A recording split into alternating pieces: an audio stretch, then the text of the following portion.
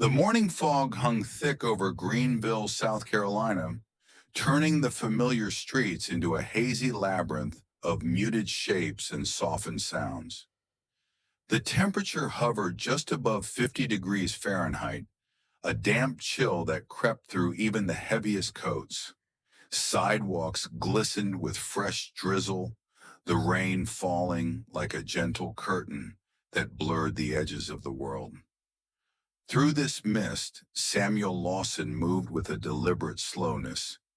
His head was bowed beneath a battered baseball cap, its brim worn thin and stained from years of weather and wear.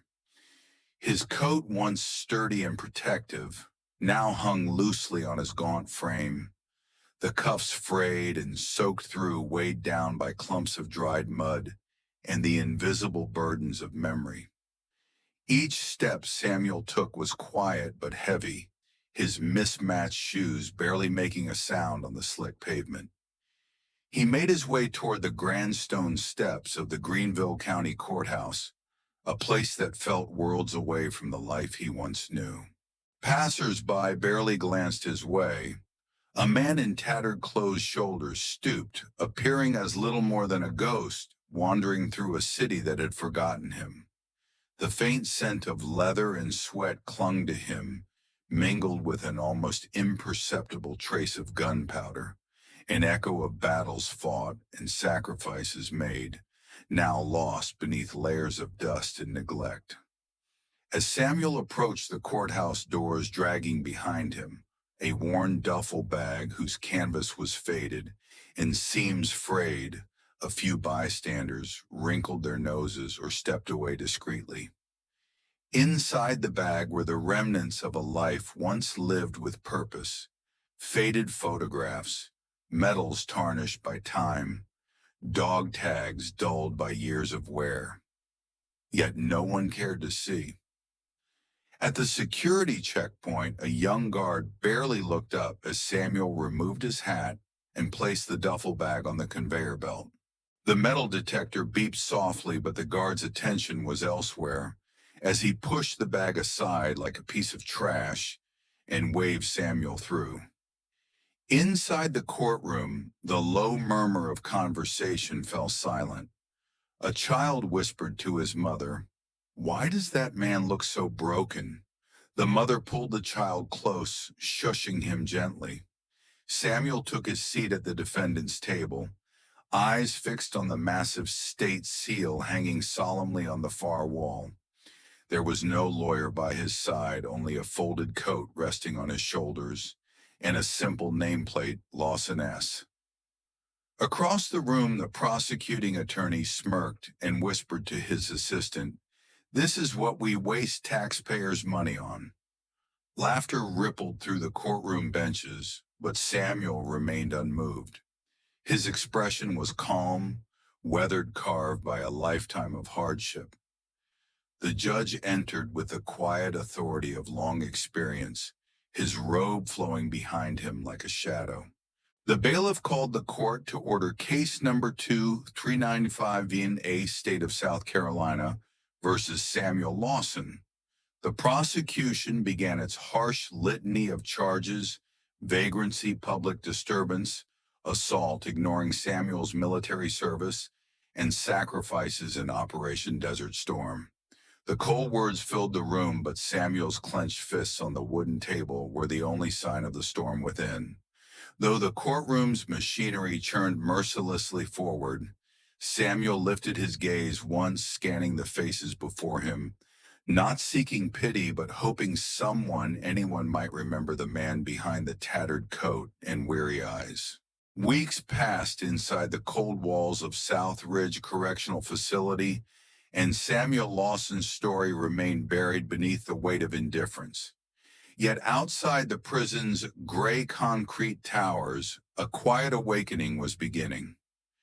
Deputy Marcus Flynn had spent his days observing Samuel, his silent resilience, the scars that told stories no one asked about, and the battered duffel bag left forgotten by the courthouse steps. One evening, fueled by a growing sense of justice, Marcus sat at his cluttered desk in the small government building downtown. Under the harsh fluorescent light, he scanned through old military records on his computer screen. There it was, Samuel's name, etched in faded ink on commendations for valor during Operation Desert Storm. A silver star, multiple citations for acts of bravery, and a service record that spoke of sacrifice beyond what anyone in the courtroom had acknowledged. Marcus dialed a number with trembling hands. At the other end was the voice of Judge Thomas Bennett's secretary. "The judge isn't available at the moment," she said curtly. But Marcus pressed on, "Please tell him this is urgent." Samuel Lawson saved his life during a mortar attack at New Demia Outpost on July 14th, 1991. If that means anything to him, he needs to call me back. Back inside South Ridge, the prison corridors buzzed with a different energy as Samuel was summoned again this time for a hearing that felt charged with possibility. The heavy cuffs clicked against the floor as he was escorted to the courtroom, where the atmosphere was unlike before.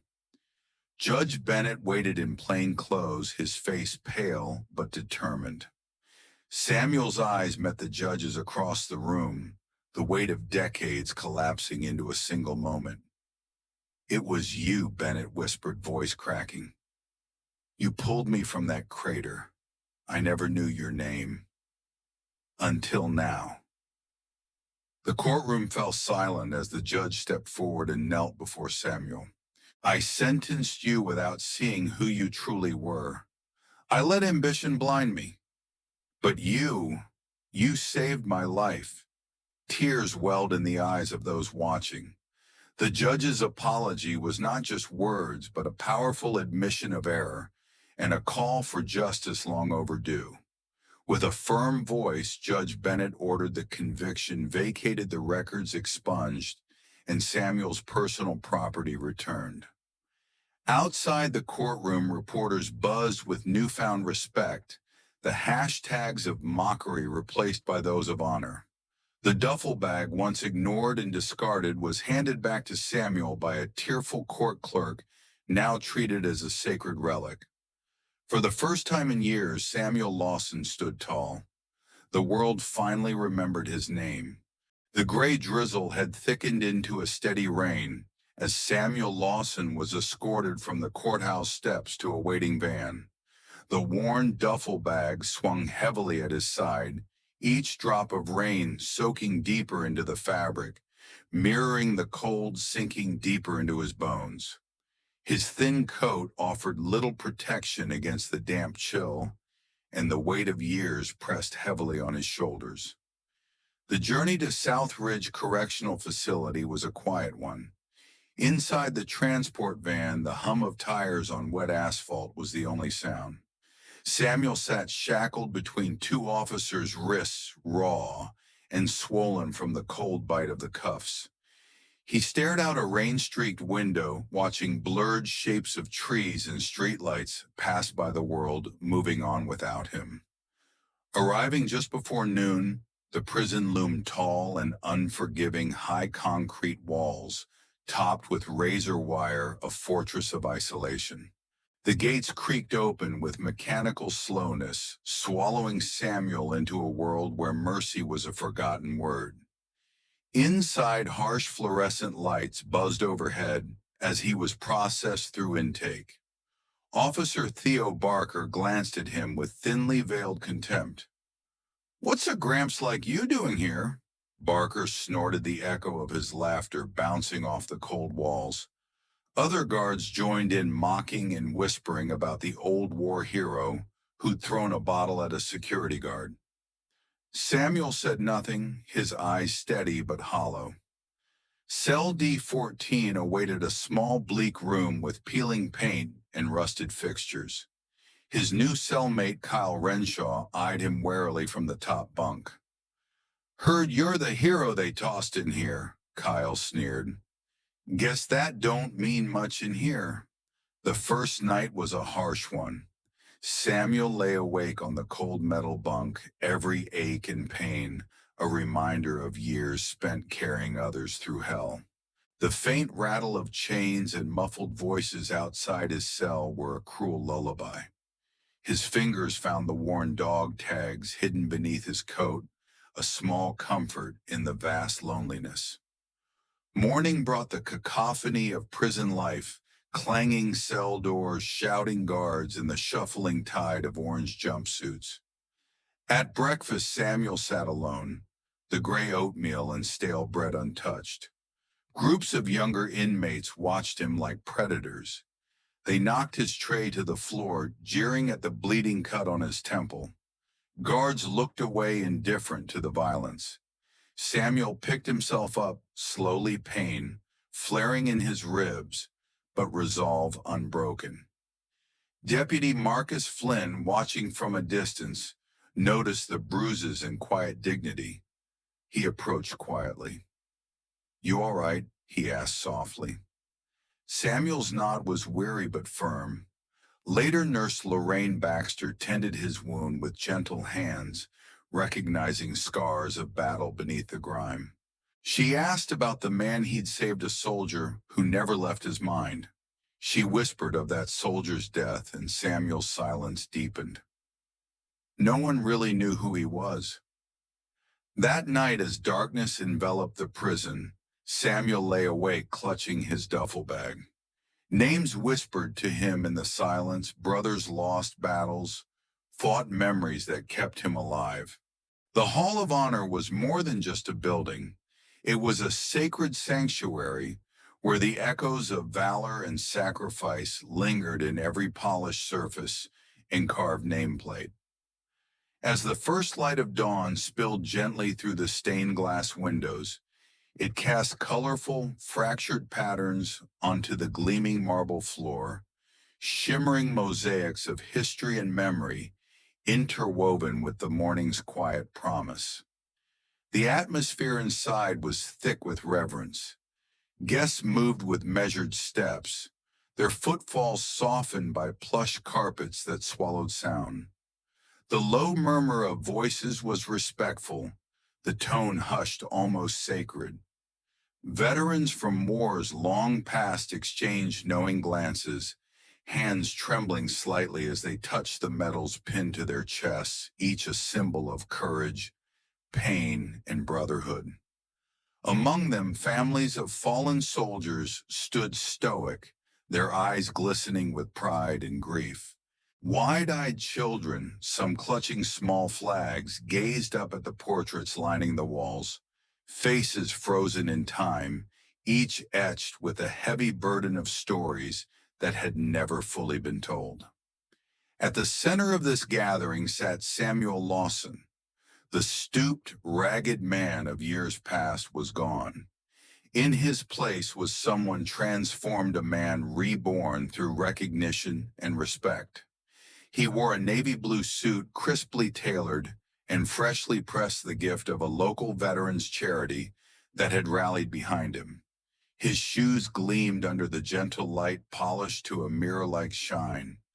The worn duffel bag that had accompanied him through decades of hardship and silence rested reverently beside his chair, no longer a burden, but an emblem of survival and sacrifice. Samuel's hands, marked by calluses and the passage of time, trembled slightly as he adjusted his cufflinks. The sensation of fabric against his skin was unfamiliar, yet grounding, a tactile reminder that this day was unlike any other. He took a deep breath, feeling the weight of the moment settle upon his shoulders, not as a heavy burden, but as a long overdue acknowledgement of a life lived in service and struggle. Before him, mounted high on the wall, gleamed a newly polished bronze plaque bearing his name, Sergeant Samuel Lawson, United States Army Desert. Storm veteran, a man remembered.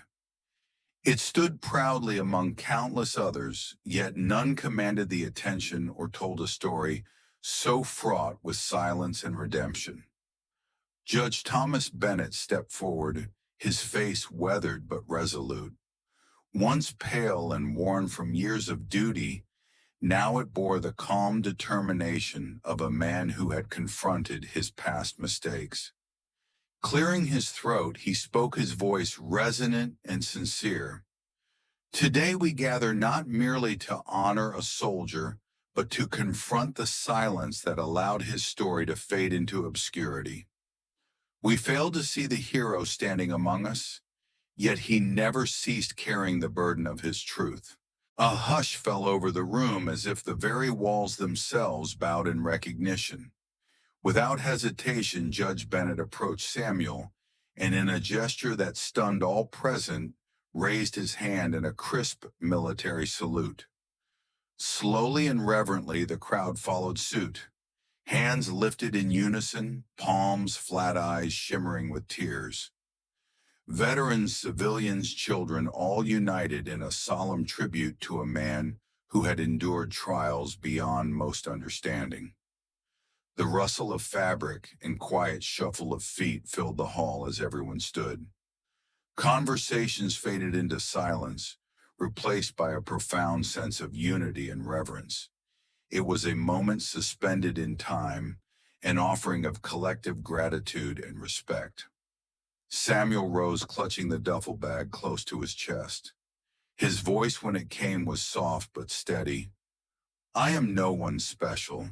I just wanted someone to remember I existed." His gaze swept the room, lingering on the plaque that bore his name. "And now you do."